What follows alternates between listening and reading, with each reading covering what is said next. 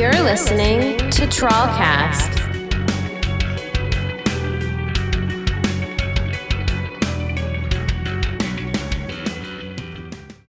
That's right, ladies and gentlemen. Welcome to episode 9 of TrawlCast. My name is Sean Matthews. Thank you so much for tuning in. This week we're doing something a little bit different. You may not have heard Seth. That's because Seth is not with me tonight. We're actually going to be doing, this week and next week, 2 solo interviews where just each of us contacted a friend of ours and asked them to come on the show, and we decided to do a solo interview just to see how it works. So this week, my guest is going to be somebody you may have heard of. He is a musician, a guitarist for the band Stillborn Condition. He's also a psychic medium. You may have seen him on TV recently, actually. He was on truTV's Tirdy Works. So my guest this week is Chris Show Brown. We're going to be talking about his band, music, his profession as a psychic medium, and we're also going to kind of be talking about what he has going on the side projects in the world, you know, what he does besides his job and his bands. He is part of the Herd Flock team that puts on Herd Flock every year, and we're super excited about this interview. So please sit back, relax, enjoy yourselves, and we'll see you at the end of the show.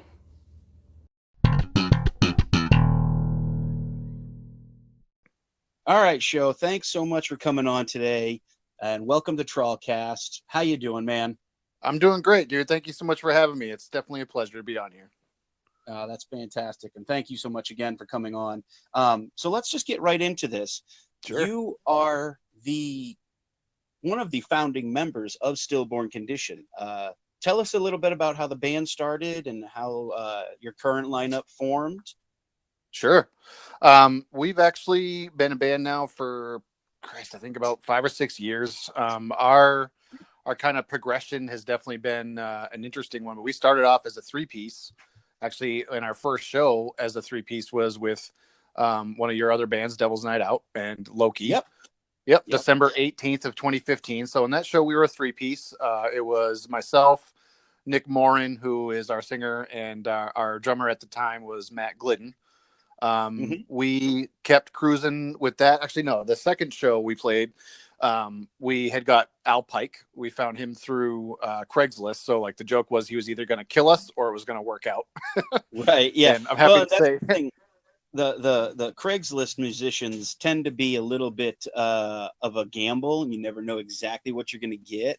So for sure. You guys poured with Al. Yeah, we definitely struck gold with getting Al on board. So then our lineup was us 4 for a while. Greg Burns Jackson came in, and his first show with us was Herd Flock, the very first Herd Flock number 1. And then for creative differences or whatever reason, Matt departed from the band, and you know he started joining other projects, which was great, and we still support him and everything like that. And so, but since he departed, we obviously wanted to keep the train rolling. And so we asked Seth Perkins from Destination Void. To my shock and amazement, he agreed to jamming with us. And, yeah. Well, I honestly didn't think he would. You know, when I first approached him, I was like, yeah, no, he's doing Destination Void and he's busy. And then when I was like, hey, dude, we need a drummer. Do you want to try out? He was like, yeah, let's do it. And sure enough, that brings us to where we are now. We got our full length out, and things are cruising right along. So going back to that, Seth having 2 projects, it's not necessarily unheard of in the music scene, especially in the main music scene. Seth is in Destination Void and Stillborn Condition. I have Trawl and Devil's Night Out. Gary Porter is in the Kingdom of Nightmares, and he's in Thy Enemy. There's a lot of crossover. That actually Gary was in 3 bands at one point in time, and yeah, he was in the Struggle Within for a little while, along with the other 2 bands for a while. Yeah, so the multiple band things, you know, as long as the participants willing and ready, that's not necessarily a bad thing. It just gives them more time to work on their craft. Oh, absolutely. And the thing is like I mean, Destination Void, you know, they're cruising right along. They had put out a full length record. it wasn't so much that I figured he wouldn't be, he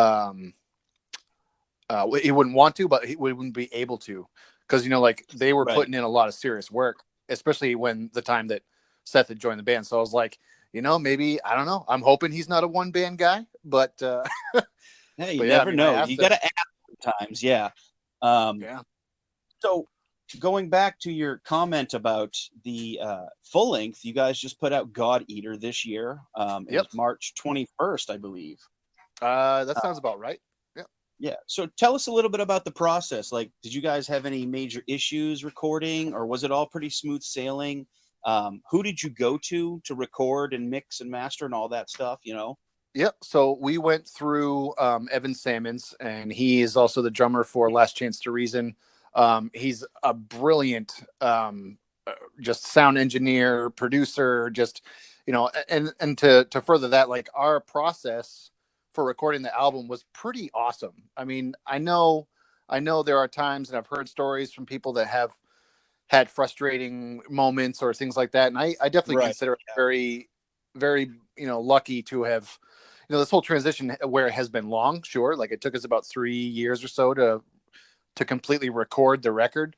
The Right. whole I process. remember when you guys started it. It was back at Matt's house. Like, you started then, and then kind of had to Well, redo. we did. We recorded with Adam Nichols. Actually, we recorded a basement demo that was released for a little while, and I'm not sure if it's on any platforms now, but it was a basement demo that we had recorded kind of with Adam Nichols of Loki. But yeah, I mean, and those songs actually are no longer, they're not on the record. So all the songs you hear on the record are brand new, as far as like it's every member of the band as it is now. You know what I mean? Right.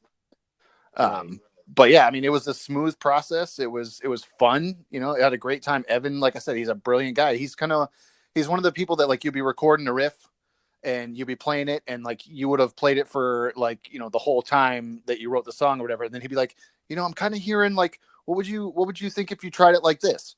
And then we Right. try it and we're like, gee, that's fucking brilliant. That's great. And it was awesome yeah. And it was awesome to have that, I mean, he wasn't like, he never pushed anything. He was just very open, like, hey, my ear's kind of picking up this. What do you guys think? And he's got a great ear for stuff, and it worked out, and now we have a Oh, that's killer awesome. record. So yeah. That's really cool. So going to the record, Bastard Savior is the first track you guys released off the record. Tell us a little bit about that, because I know that was the first release, and it is one of the first or second music video you guys have put out. It's a lyric video. So It is. And actually, you want to talk about the versatility of Al Pike. He created that video front to back. That was, wow. he put in, Jesus, I want to Yeah, say like 40 hours or more into that project. Like, and it was all just his, yeah. Al, that was his passion project. Well, he's very much a like a Renaissance man. He knows just a little bit about everything. He can be dangerous and helpful with just about everything. So it's really cool to see that he did that. Yeah, man, and it came out great. And we had an original live video that was on YouTube. It's been taken down since, just because we wanted to really focus on the newer stuff. Right. But that lyric video is definitely cool, and the song itself is funny enough. It's the first song we wrote, when Al joined the band. So it seems kind of fitting that he was able to create the lyric video. Yes, very much so. So just kind of looking over the track listings here, I see Too Pretty for Prison. Yep. Yeah, like I remember back in the day, you guys wanted me to come in and do a song called 30 Rack, about a guy who went to prison for drinking a 30 rack of beer or butt chugging it. I can't remember exactly what it was originally, but yeah, that was kind of along the lines. It was kind of like, the story was about a guy from prison who, like, he got his nickname 30 Rack because he butt chugged 30 beers. Right, yeah. So tell me a little bit about Too Pretty for Prison. Too Pretty for Prison. I mean, the name is misleading, I suppose, as far as the lyrical content, but the song itself is just basically about kind of religion being this like overthrowing and like monopolizing evil entity, and just kind of like don't let what everybody tells you is right convince you that it's right. You know what I mean? Think for yourself. Think outside the box. You don't have to be, sheeped into this one category, I guess, if that makes sense, in a religious sense. Yeah, that makes sense. It does. It absolutely makes a lot of sense. Oh, that's cool. Yeah. Okay. Just another track that I hold near and dear to my heart is the song Haberdashery. We actually talked about this last week on the episode. Haberdashery is, I got no qualms about saying that. Tell the listeners about Haberdashery, like where it came from, what it means, why I always come over the top of you 8 foot tall guys on stage when you play that song. Coming out of the background like a bat out of hell, just like destroying the pit. That's my song, man. It is, and I always look for you when we play it. So Haberdashery, never find like me lyrically, because I'm hiding behind you. Well, there's been times where I didn't even know you were there. I just like all of a sudden you come flying out from behind my shoulder. I'm like, Jesus Christ. Because I know that's going to be one of the last songs on your set list. And I always make my way wherever you are. I try to get behind the stage, backstage. And I just try to come through like between you guys and dive into the crowd because it's my jam. Like I said, I love this song. It is literally one of my favorite songs. Well, thank you. I appreciate that. And it's kind of our end of the show banger. I mean, that song, it just has a particular sound that is great for closing out the night. Lyrically, it's about, we were kind of joking around one day, and if you were to have a haberdashery itself is somewhere, at least what we thought, is where like you go and buy supplies for tailoring, like sewing buttons or zippers or things like that. And so then we got to talk it even further and say, what if it would be a cool idea to write a song called Haberdashery? And it's all about this guy who makes skin suits, and he needs to go to the haberdashery to get the supplies for to make these things, and so that's what haberdashery is about, making skin suits out of people. Hey, I'm all about it, man. I think that's fantastic. Pure death metal greatness. Yeah, well, and I love death metal. I'm a huge fan of the genre. You guys have been around for a while, like we've mentioned before, 2015. What are some of the bigger bands that you guys have opened up for, or just some of the bands you've played with? Because I know personally you guys have played with some really big bands, and I think some of our maybe more heavy fans listening to the podcast would like to know who you guys have played with in your tenure. Yeah, absolutely. So the big name that comes up, this was just last year. We played with the Black Dahlia Murder and the Last 10 Seconds of Life. We had the opportunity to open up for them at Port City Music Hall, which that was just incredible. I can't thank Port City enough for having us on the bill and just being able to experience that. It was such an unreal thing, because I'm a huge Black Dahlia fan. I know you are as well. Yes. And it was just unreal, like the whole experience. I remember walking out on stage and I didn't even hit a note yet. I had a beer in my hand, and can you hear me? Yeah, I can just cut out for a second. But yeah, I had a beer in my hand. I'm walking out on stage. I couldn't really look at the crowd because I was admittedly nervous, but I lifted up my beer and I hear everybody go, yeah, and start cheering and stuff. And I was like, holy fuck, I haven't even done anything yet. So that was one of the bigger ones. We played the Bloodletting tour in New Hampshire. That was Arcspire, Origin, Visceral Disgorge, I believe, Discarnate as well. Right. There was also Arcspire. Oh no, I already mentioned them. There was also Rivers of Nile that we played with, and Ultra Beast. Right. Those are some amazing shows. So those are some. That's fantastic, man. And then, yeah. I mean, it's good to hear that somebody in the local scene is getting to go do some really big shows. They don't often come around. And when they do, seeing a local band on there is huge. It definitely helps promote the scene and, make some of the promoters and the tour packages recognize that there's something happening up in this, corner of the United States that not a lot of people end up coming to. Exactly. Exactly. You know, bringing more bigger bands like that to the area is definitely something that has helped put us and our music scene on kind of notice, I think. Right. All right. So we've talked music. Let's talk about, I mentioned this in the intro, but you're a psychic medium. That is can correct. You, I guess, tell the people kind of what that entails, and then how you got into it, you know? Yep. So what being a psychic medium entails is I kind of feel like I'm a better medium than I am a psychic, which sounds kind of silly to say. But, you know, as a medium, my job is to sit down with people and do readings. And what that means is I read the energy field of them, or I read the energy field of the people that they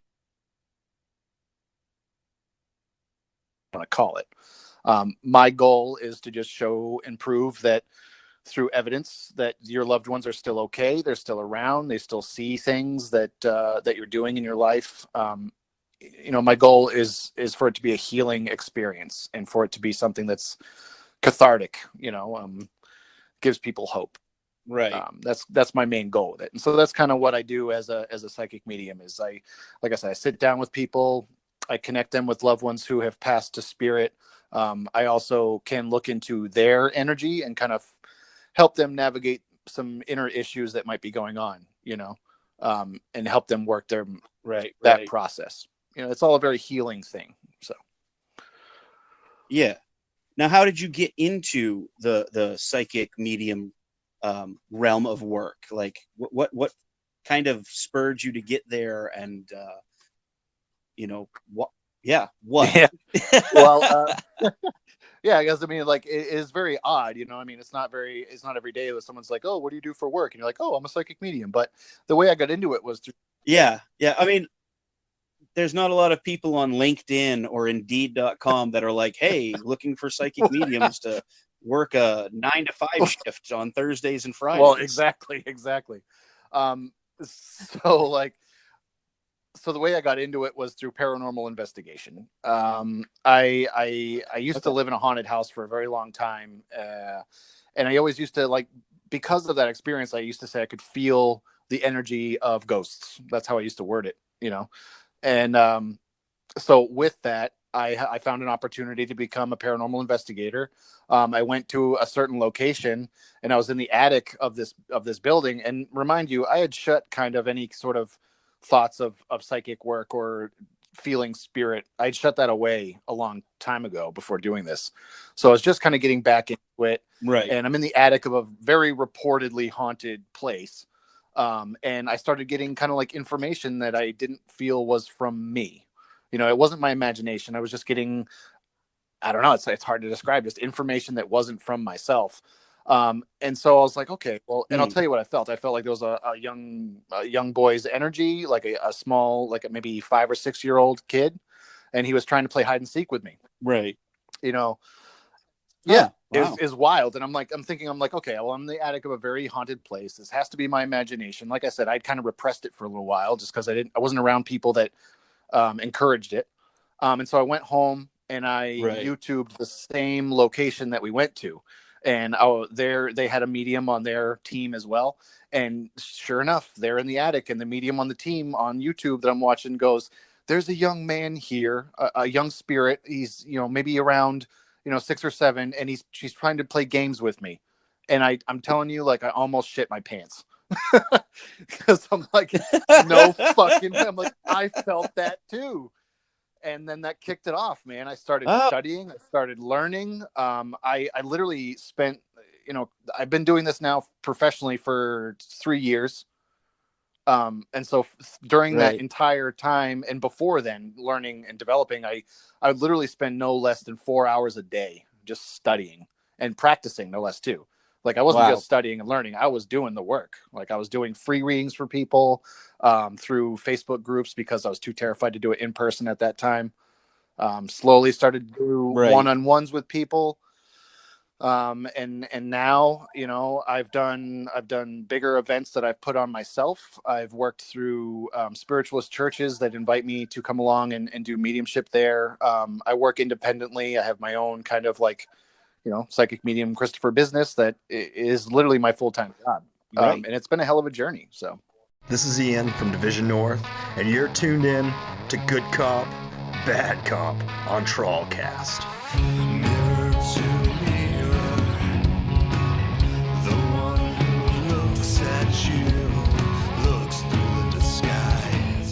We've talked music.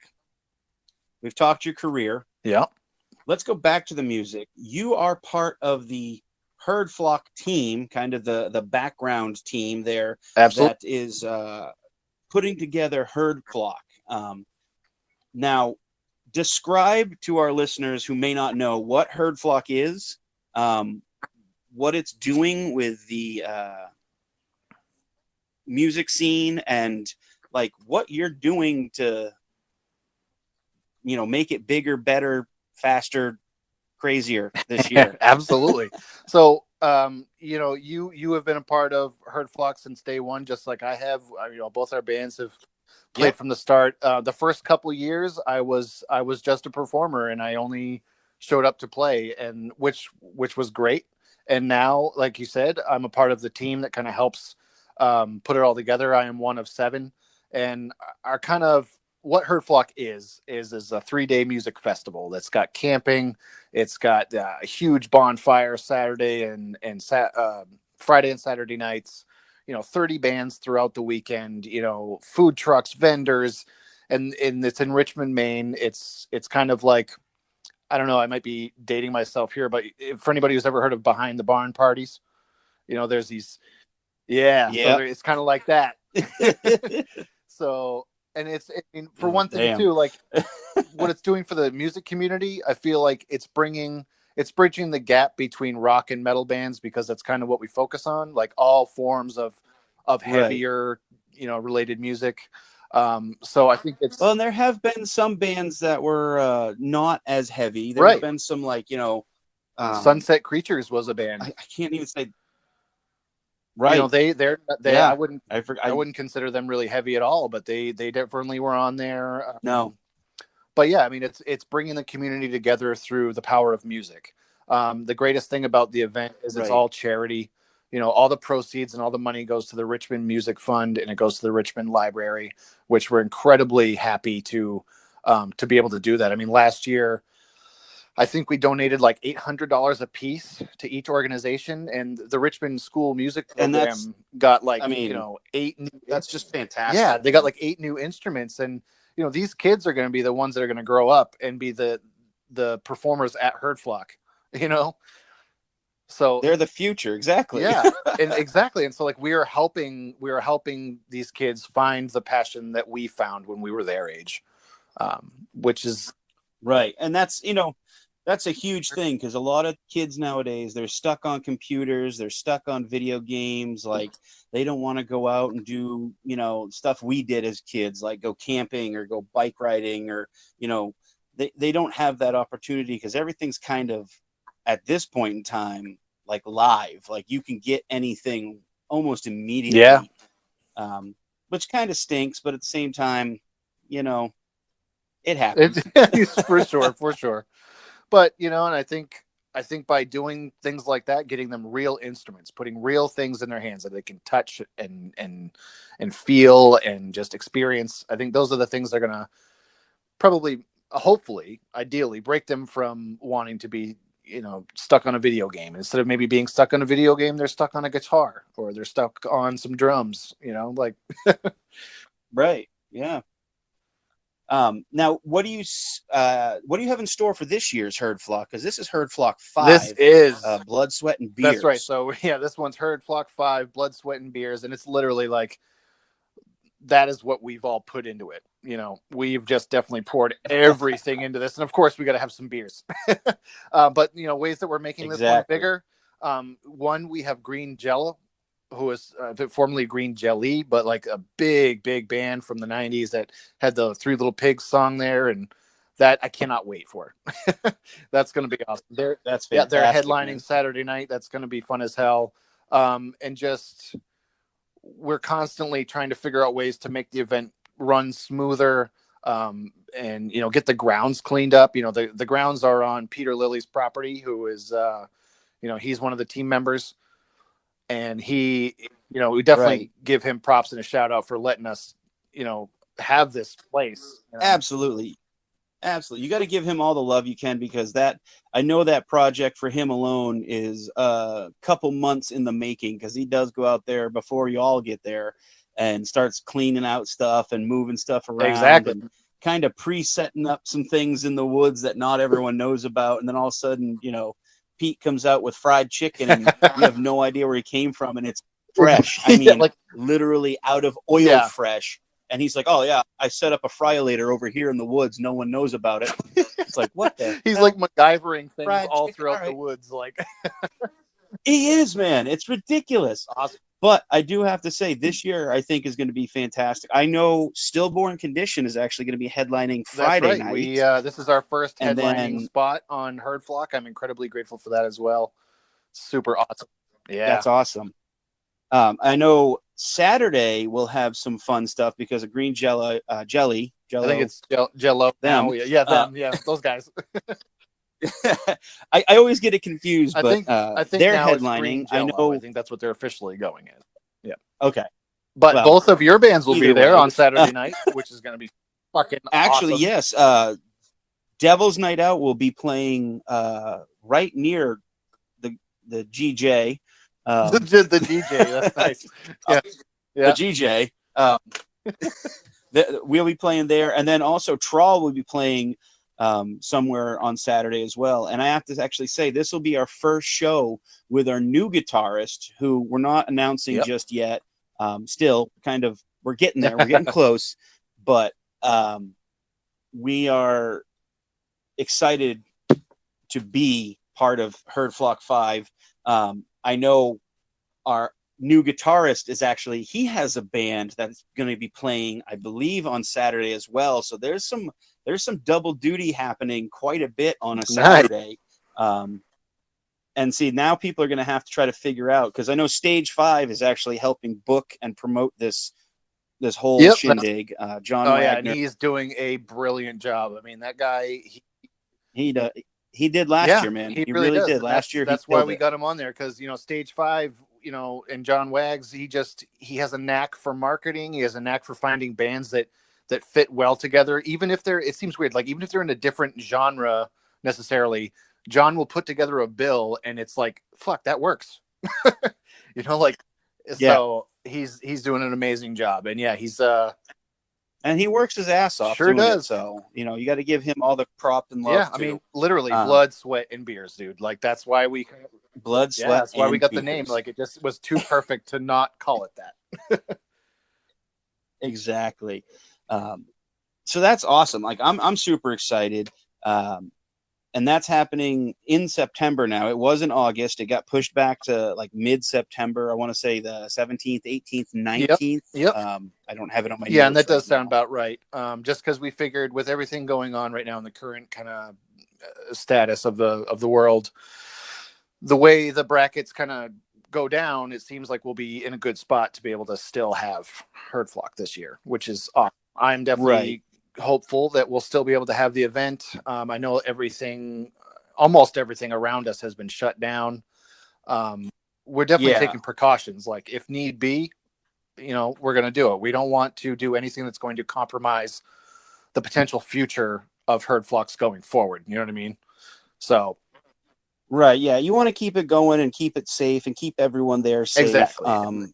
I will say, with it being in September, it being a 3-day festival, I don't know, recent Septembers, in the past have been extremely warm. So it may not be as cold as people think it's going to be for a 3-day festival in September. But I will say, if you are planning on going, I believe it's $20 for the whole weekend. Yes, that is right. And $20 gets you 3 days of hanging out, camping, music. You can, see all these bands. The bands usually bring some, not a lot, but they do bring some merch. There will be vendors there. I would just bring a couple extra blankets just in case, maybe a Yep. sweatshirt. You never know that a band may have sweatshirts for sale. Absolutely. Or beanies. I You know never know. Alliance is John Wagg's band. Those guys alone have hats and beanies. I think The Enemy has hats and beanies. I mean, you made a very good point. Yep, There will be band merch to keep you warm, and maybe we'll just all cozy up closer to the fire. That fire you don't have to get No. cozy to. I was there on a Saturday, and the fire that you guys set was easily bigger than any house I've ever been into in my life. So I've heard, I don't have to worry about it. I remember growing up, and we talk about the behind the barn. Hearing stories about behind the barn parties and the big bonfires and stuff, and I'm thinking like, wow, what a cool experience. I'll never see that in my lifetime because there's nothing around me that does it. And and now you have herd flock where, I mean, and now oh yeah, it's like, but there's herd flock, and like these bonfires are the biggest fucking things I've ever seen in my life. It's amazing. Yeah, you can absolutely see them from space. It's not a joke. Oh. It's not a silliness. It is real. Like you will see this. And the amazing thing about it is as these fires are lighting up, and you get to watch them grow and get more in power. Like there's a band playing in the background, and it's fitting the atmosphere and the vibe and just the friends and the camaraderie. Like truly, herd flock is a very special thing, and I'm hoping. It still goes on this year. I feel like it's going to be a great time. We're going to all really get together, have a good time. We're all going to be safe. I know that. I have super positive and high hopes for this September. So I do as well, man. Amen to that. Yeah. So let's talk about like what you've been doing in this current situation of the world being on fire. Yeah, I know, right? What have you been doing to stay busy? Have you been,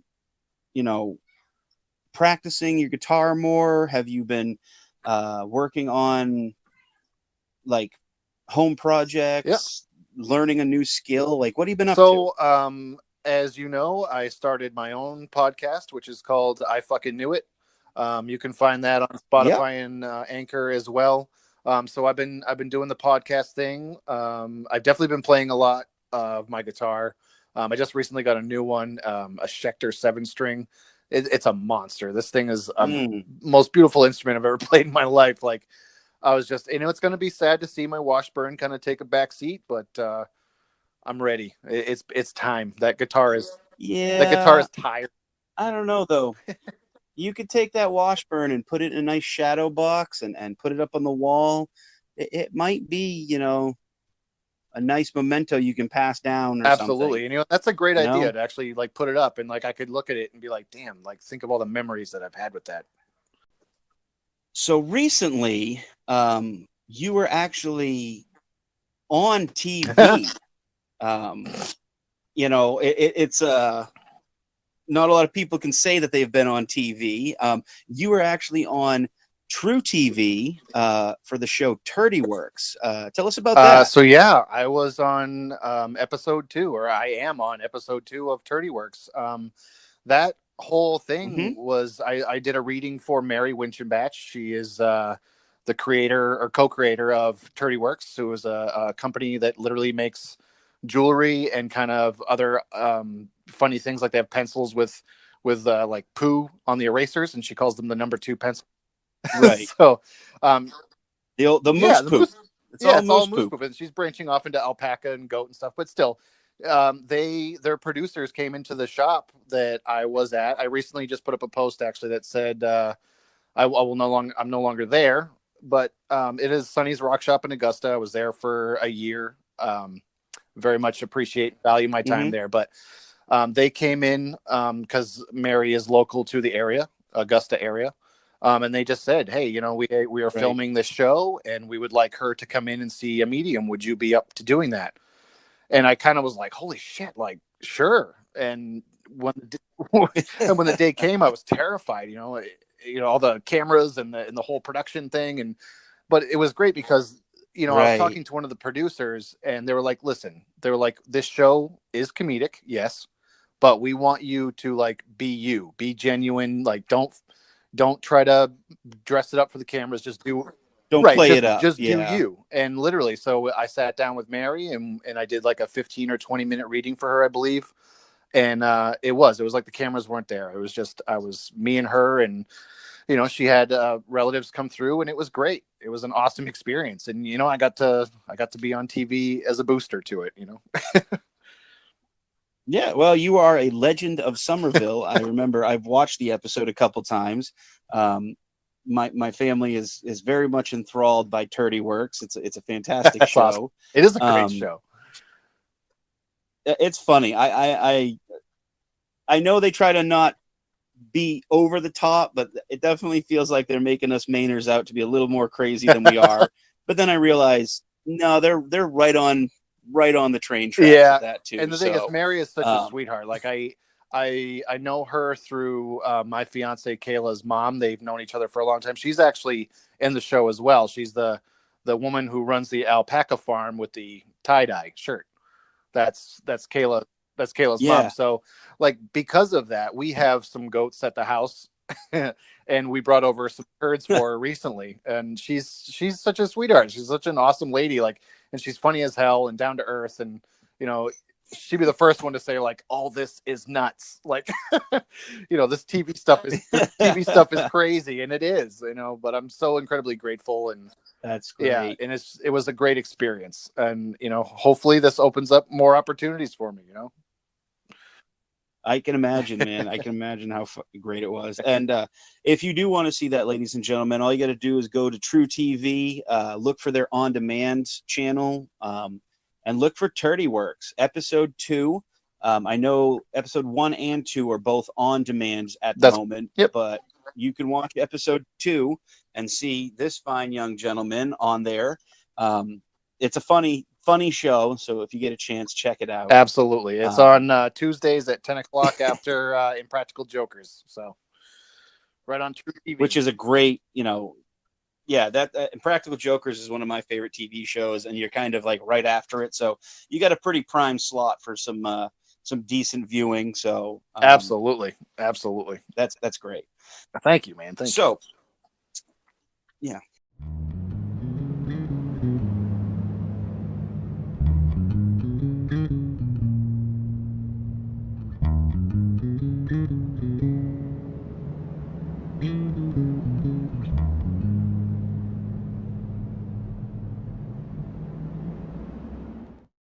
But yeah, so we definitely have been in Stillborn kind of recording independently of each other and sending tracks back and forth, and still trying to create and keep that ball rolling. We haven't jammed since all this started, which is kind of in the realm of a lot of other bands, and we're all feeling the crunch to that. But we definitely still keep in touch. We definitely still write. Let's see, other things. I've been doing a lot of house projects. Like I just recently built the front steps. Or rebuilt the front steps. Yeah, these ones that were there before were just the walkway, like, or the steps were only like half of your foot, so like maybe 6 inches. Okay, yeah. You'd have to like walk sideways up and down them. So we were like, yeah, let's 86 the steps and let's get rid of these and put something a little more normal in. Yeah, exactly. And so I did that project. I just building stuff around the house, doing a lot of clear cutting. We had a bunch of brush and debris. We live off of a dirt road in the middle of the woods, so there's no shortage of trees and brush and stuff. So I've been burning that and just kind of trying to stay sane through all this craziness, man. What else can you do, right? Well, not much. I mean, like you said, you started a podcast. It's called I Fucking Knew It. It's kind of from my point of view, it's a take on being a psychic medium. It's also kind of the last episode you published was a little more about kind of hauntings and ghost activity and stuff like that. Exactly. You do take it seriously, but there is a lot of like, this isn't necessarily the most 100% serious thing in the world right now. You have this good flow of humor and seriousness in the podcast. So, well, and I enjoy and I kind of. Thank you, man. I've definitely been enjoying the podcast that you guys put out too. And I I try to add that element when I do readings for people too. Obviously I will know my audience. If I'm sitting across from somebody that doesn't like swearing particularly, I'll tone that back. Right. Yeah.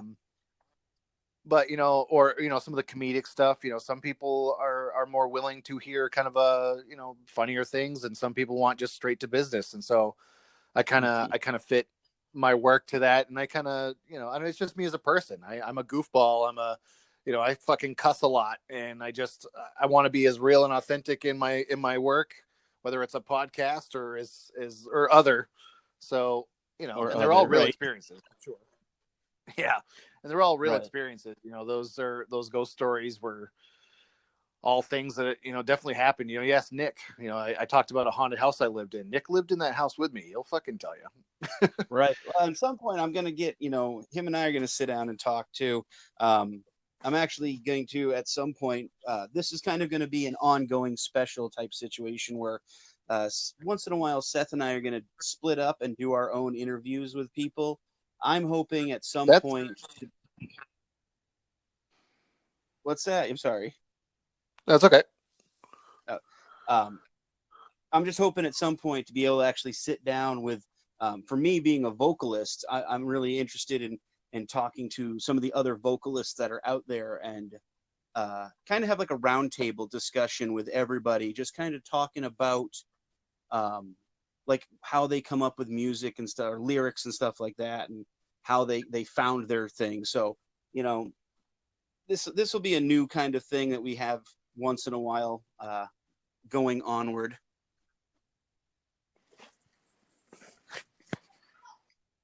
Well, I think that's very fucking cool. So now we're kind of getting to the end of the interview. Is there anything you want to like tell the people out there? Also, like, tell them where they can find you, all your social media stuff that you want people to find. Yeah, absolutely. So first off, you can definitely check out the I Fucking Knew It podcast. That's on anchor.fm right now, and it's also on Spotify. If you would like to book a reading with me, you can go to my Facebook page, which is facebook.com/psychic medium Christopher.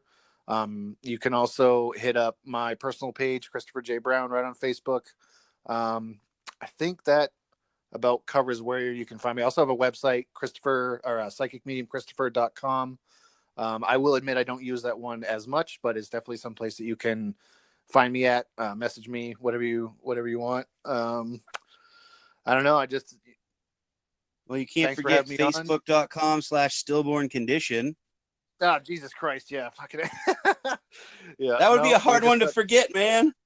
Oh, jeez. I know. Well, this whole Rona thing is really getting me. Right. Yeah, dude, it's a rough one. But we will be able to find or put all these links into our notes section of the absolutely the episode. So can help fill in my scatterbrain. You can also, it was Stillborn. You can find us on YouTube. You can find us on Facebook, Spotify now. Definitely check out our first full length, God Eater. 11 songs of just pure nastiness. Death metalry. I think death What's metalry. Death metalry. It is 11 songs of pure death metalry. It just sounds more chivalrous and kind of Arthurian. Right. Excuse me, good sir. I must go listen to this album of deathery. Oh hell. Well, I hope. I'm just gonna. Oh, sorry. I hope and envision that someday someone's gonna come up to me and go, "My good sir, I thoroughly enjoyed your album of deathery."